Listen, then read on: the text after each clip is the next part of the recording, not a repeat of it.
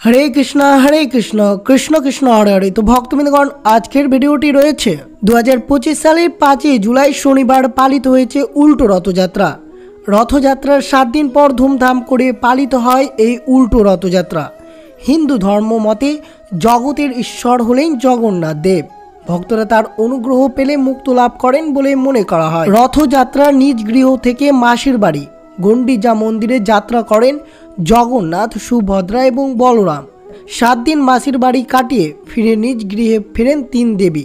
प्रथा अनुयायी मासिर बाड़ी थेके पोड़ा पिठा खेये आबार रथे चढ़े पथे रवना देन जगन्नाथ देव। এই যাত্রাকে উল্টো রথযাত্রা বলা হয়। উল্টো রথের মধ্যে 3 ভাই বোনের যাত্রা সমাপ্ত হয়, যেটি 2025 সালের 5 जुलाई शनिवार এই দিনটি পালিত হবে। অর্থাৎ এই দিন অনুষ্ঠিত হবে উল্টো রথযাত্রা। উল্টো রথযাত্রা যা বহুরা যাত্রা নামে পরিচিত, এটি রথযাত্রার পরদিন পালিত হয়। এই দিন জগন্নাথ দেব তার মাসির বাড়ি থেকে মূল মন্দিরে ফিরে আসে। এটি জগন্নাথ দেবের নীলাচল অভিমুখে যাত্রা, যা ভক্তদের কাছে একটি গুরুত্বপূর্ণ উৎসব। তা অবশ্যই আপনারা শ্রবণ করবেন। 5 জুলাই পালিত হচ্ছে উল্টো রথযাত্রা। আর এই উল্টো রথযাত্রার দিন আপনারা কিভাবে এই দিনটি অতিবাহিত করবেন, বিশেষ করে মনে রাখবেন যে সকল কৃষ্ণ ভক্তরা শয়নী একাদশী ব্রতটি পালন করবেন তারা অবশ্যই মনোযোগভাবে শ্রবণ করবেন, কারণ উল্টো রথযাত্রার পরের দিন পালিত হচ্ছে দেবশয়নী একাদশী। তাই এই উল্টো রথযাত্রার দিন কি খাওয়া একবারে উচিত নয়। আর অবশ্যই মনে রাখবেন যে সকল ভক্তরা এই দিন ব্রতটি পালন করবেন এবং যারা পালন করবেন না তাদের বিশেষ করে মনে রাখা উচিত এই উল্টো রথযাত্রার দিন কি খাওয়া একবারে উচিত নয়, অর্থাৎ কোন কোন খাবার এই শুভ দিনে আপনাদের এড়িয়ে চলতে হবে। তাই অবশ্যই আপনারা শ্রবণ করবেন। আর এই উল্টো রথযাত্রার দিন বাড়িতে কিভাবে পুজো অর্চনা করবেন সব কিছু আপনাদের সাথে বিস্তারিতভাবে আলোচনা করা হবে। তাই অবশ্যই ভিডিওটি আপনারা শুরু থেকে শেষ পর্যন্ত ভক্তি সহকারে শ্রবণ করবেন। আর চ্যানেলে নতুন হয়ে থাকলে দয়া করে চ্যানেলটিকে সাবস্ক্রাইব করবেন, লাইক করবেন, কমেন্টে ভক্তি ভালোবাসা শ্রদ্ধা দিয়ে জয় জগন্নাথ দেবের জয় লিখে দিতে ভুলবেন না এই শুভ দিনটিতে। তো অবশ্যই আপনারা শ্রবণ করুন। উল্টো রথযাত্রা শুধু একটি উৎসব নয়, এটি ভক্তদের জন্য এক আধ্যাত্মিক যাত্রা। এই দিনে ভক্তরা জগন্নাথ দেবের দর্শন লাভ করেন এবং তাদের ভক্তি ও শ্রদ্ধা নিবেদন করেন। এই যাত্রা জগন্নাথ দেবের ভক্তদের কাছে আনন্দ উৎসবের দিন। এই দিন বিভিন্ন স্থানে মেলা ও সাংস্কৃতিক অনুষ্ঠানের আয়োজন হয়ে থাকে। কথিত আছে রাজা ইন্দ্রদ্যুম্ন জগন্নাথ দেবের মন্দির প্রতিষ্ঠা করার পর জগন্নাথ, বলরাম ও সুভদ্রা রথে চড়ে মাসির বাড়ি অর্থাৎ গন্ডিজা মন্দিরে যান। 9 দিন সেখানে থাকার পর তারা আবার মূল মন্দিরে ফিরে আসেন। এই ফেরাটাই উল্টো রথযাত্রা নামে পরিচিত, যেটি 2025 সালের 5 জুলাই শনিবার পালিত হয়েছে।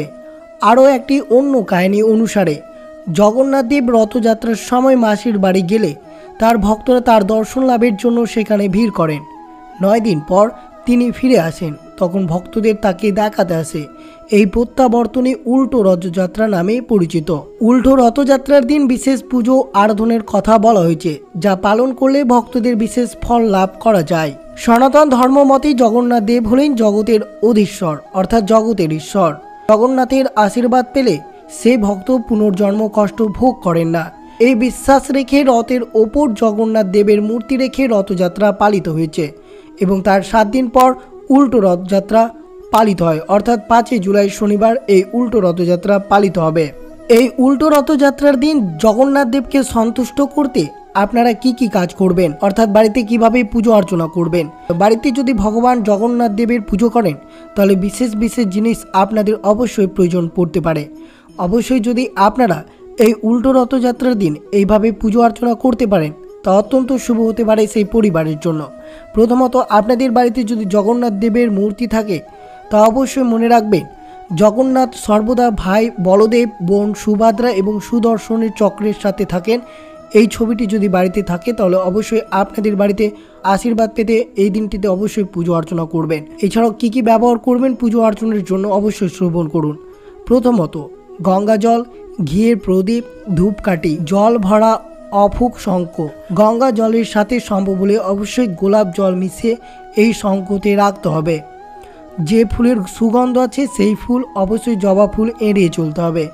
ময়ূরের পাখা, প্রভুকে স্নান করানোর জন্য জল সংগ্রহের জন্য ছোট পাত্র এবং বেল। অবশ্যই প্রথমত ঈশ্বরের মূর্তি অর্থাৎ জগন্নাথ, বলরাম এবং সুভদ্রার অবশ্যই স্নান করাবেন। প্রথমত মনে রাখবেন, জলে ভরা শঙ্খ দিয়ে ভগবান জগন্নাথ মাথার উপরে 3 বার এবং তার সমস্ত দেহের চারপাশে ঘড়ির কাঁটার দিকে 7 বার ঘোরাবেন। এবার ছোট পাত্রের শঙ্খ থেকে জল ঢালবেন।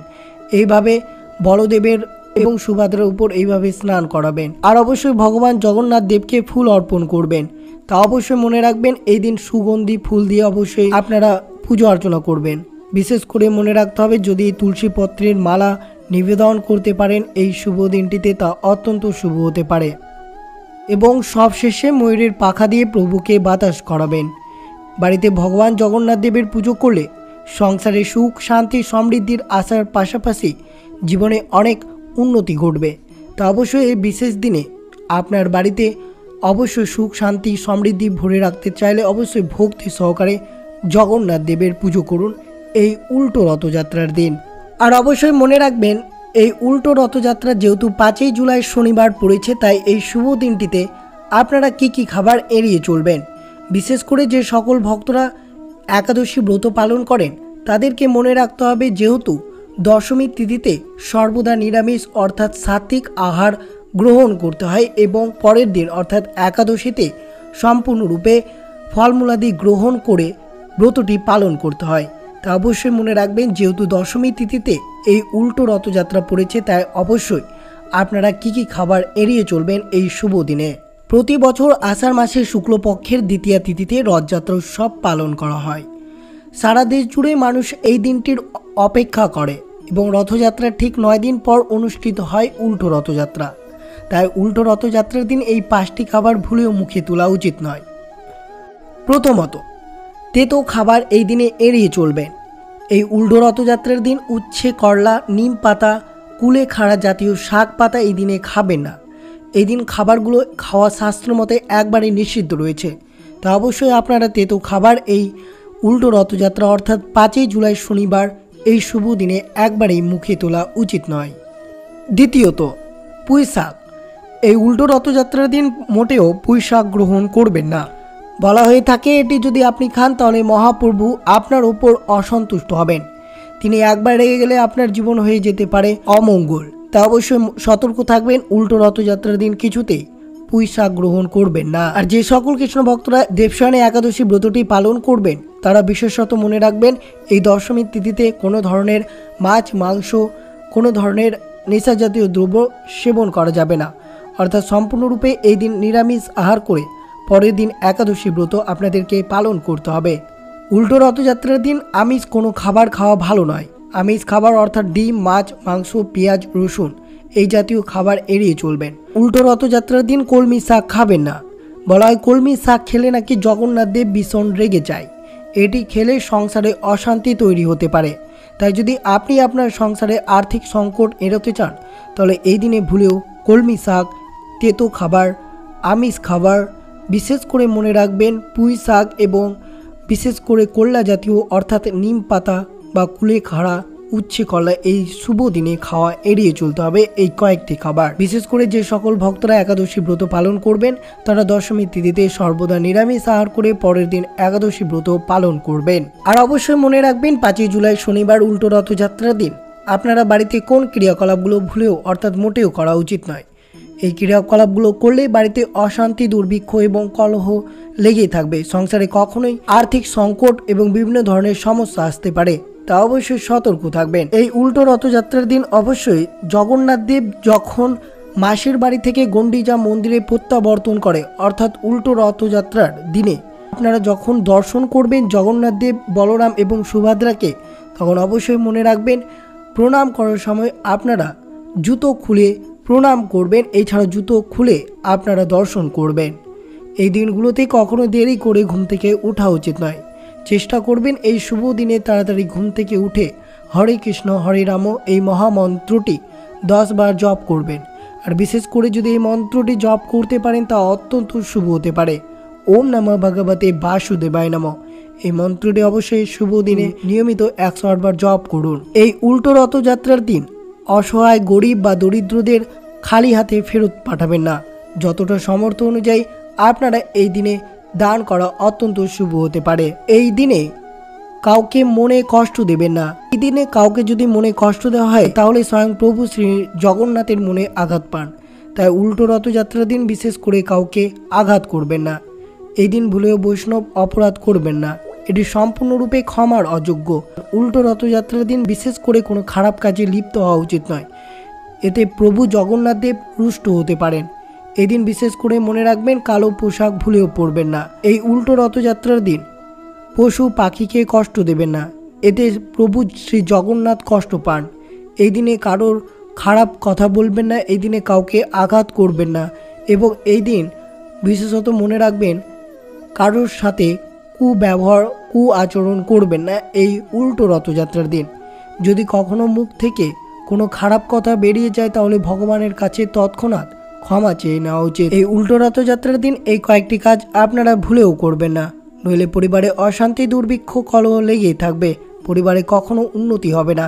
তা অবশ্যই আপনারা সতর্ক থাকবেন। উল্টো রথ টানার মধ্যে দিয়ে সনাতন ধর্মের অন্যতম ধর্মীয় পর্ব শ্রী শ্রী জগন্নাথ দেবের রথযাত্রা উৎসবটি সমাপ্তি হচ্ছে। সনাতন ধর্মাবলম্বীদের বিশ্বাস জগন্নাথ দেব হলেন জগতের নাথ বা অধীশ্বর। জগৎ হচ্ছে বিশ্ব আর নাথ হচ্ছেন ঈশ্বর, তাই জগন্নাথ হচ্ছে জগতের ঈশ্বর। তার অনুগ্রহ পেলে মানুষের মুক্তি লাভ হয়, জীবরূপে তাকে আর জন্ম নিতে হয় না। এই বিশ্বাস থেকে রথের ওপর জগন্নাথ দেবের প্রতিমা রেখে রথযাত্রা করেন সনাতন ধর্মাবলম্বীরা। উল্টো রথযাত্রার উপলক্ষে 5ই জুলাই শনিবার বিভিন্ন মন্দিরে মাঙ্গলিক অনুষ্ঠান করা অত্যন্ত শুভ হতে পারে। বিশেষ করে হরিনাম সংকীর্তন, মঙ্গল কামনায় অগ্নিহোত্রী যজ্ঞ, মহাপ্রসাদ বিতরণ, পদাবলী কীর্তন, আরতি কীর্তন, ভগবত কথা, শ্রীমদ্ ভগবত গীতা পাঠ কাজগুলো করলে অত্যন্ত শুভ হতে পারে আপনাদের জন্য। উল্টো রথযাত্রা হলো মহারথযাত্রা উৎসব। এক সপ্তাহের বেশি সময় ধরে বাড়ি থেকে দূরে থাকার ভগবান জগন্নাথ, ভগবান বলভদ্র এবং দেবী সুভদ্রা তাদের পবিত্র স্থানে আনন্দের সাথে প্রত্যাবর্তন অর্থাৎ উল্টো রথ বা বহুদা যাত্রা নামে পরিচিত। এই উল্টো রথযাত্রার দিন অবশ্যই আপনাদের সকল মনস্কামনা পূর্ণের জন্য অবশ্যই ভগবান জগন্নাথ, বলরাম এবং সুভদ্রার গলায় অবশ্যই 54টি তুলসী পাতা যোগ করে যদি মালা অর্পণ করতে পারেন তা অত্যন্ত শুভ হতে পারে। বিশেষ করে উল্টো রথযাত্রার দিন এই ক্রিয়াকলাপটি আপনারা অবশ্যই করবেন। উল্টো রথের দিন রথের দড়ি বিশেষভাবে পুণ্য লাভ হয়। জীবনে শুভ ফল পেতে চাইলে অবশ্যই উল্টো রথের দড়ি ধরে টানা অত্যন্ত শুভ হতে পারে। এদিনে ভগবান জগন্নাথ শ্রী বিষ্ণুর উদ্দেশ্যে উপবাস রাখলে জীবনে সুখ শান্তি লাভ করা যায়। এদিনে ভক্তি ভরে ভগবান জগন্নাথের পুজো ও ধ্যান করলে মনের শান্তি লাভ করা যায়। বিশেষ করে উল্টো রথের দিন নতুন কোনো কাজ শুরু করলে তাতে সাফল্য লাভের সম্ভাবনা বাড়ে। আর অবশ্যই উল্টো রথযাত্রার পরের দিন অর্থাৎ পালিত হচ্ছে শয়নী একাদশী। শয়নী একাদশীর পরবর্তী দিন থেকেই শুরু হচ্ছে চতুর্মাস্য ব্রত। আর এই চতুর্মাস্য ব্রতের চলাকালীন কোনো ধরনের শুভ ক্রিয়াকলাপ করা হয় না, অর্থাৎ মনে রাখবেন এই বিষয়টি। তাই যদি আপনারা কোনো শুভ কাজ করতে চান তাহলে এই দিনটি অত্যন্ত শুভ হতে পারে। আর অবশ্যই এই উল্টো রথযাত্রার দিন বিশেষ করে জীবনের শান্তি এবং সমৃদ্ধি আনতে এই মন্ত্রটি আপনারা অবশ্যই জপ করবেন। ওম নমঃ ভগবতে বাসুদেবায় নমঃ। এই মন্ত্রটি অবশ্যই ভক্তি ভালোবাসার শ্রদ্ধা দিয়ে অবশ্যই একনিষ্ঠা মনে এই শুভ দিনে আপনারা অবশ্যই জপ করুন। অবশ্যই আপনারা শ্রবণ করলেন উল্টো রথযাত্রার দিন বাড়িতে কিভাবে পুজো অর্চনা করবেন, কোন খাবারগুলো গ্রহণ করবেন না, আর অবশ্যই মনে রাখবেন এই উল্টো রথযাত্রার দিন কি কি কাজ আপনারা পরিবারে করবেন না।